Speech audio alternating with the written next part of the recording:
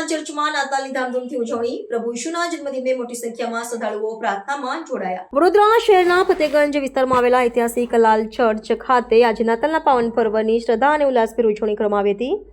25મી ડિસેમ્બરના રોજ પ્રભુ ઈશુ ખ્રિસ્તના જન્મોત્સવ નિમિત્તે વહેલી સવારથી જ ચર્ચમાં વિશેષ પ્રાર્થના સભાનું આયોજન કરવામાં આવ્યું હતું.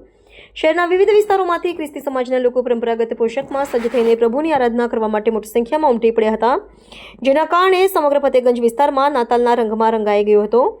આ વિશેષ પ્રાર્થના સભા દરમિયાન ઉપસ્થિત ધર્મગુરુઓ અને પાદરીઓએ બાઇબલના સંદેશાઓનું પઠન કર્યું હતું અને પ્રભુ ઈશુના પ્રેમ, કરુણા તથા વિશ્વ શાંતિના સંદેશને લોકો સુધી પહોંચાડ્યો હતો. લાલ ચર્ચને રોશની અને ફૂલોથી શણગારવામાં આવ્યું હતું અને શ્રદ્ધાળુઓએ મીણબત્તી પ્રગટાવીને એકબીજાને મેરી ક્રિસમસની શુભેચ્છાઓ પાઠવી હતી. સમાજના અગ્રણીઓએ આ પ્રસંગે જણાવ્યું હતું કે પ્રભુ ઈશુનો જન્મ માનવજાતના કલ્યાણ અને પાપોની મુક્તિ માટે થયો હતો.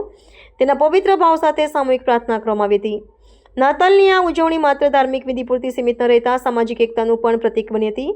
ચર્ચના કમ્પાઉન્ડમાં નાતાલના કેરોલ્સ ગવાયા હતા અને ઉપસ્થિત સૌ કોઈએ ઉત્સાહભેર તેમાં ભાગ લીધો હતો.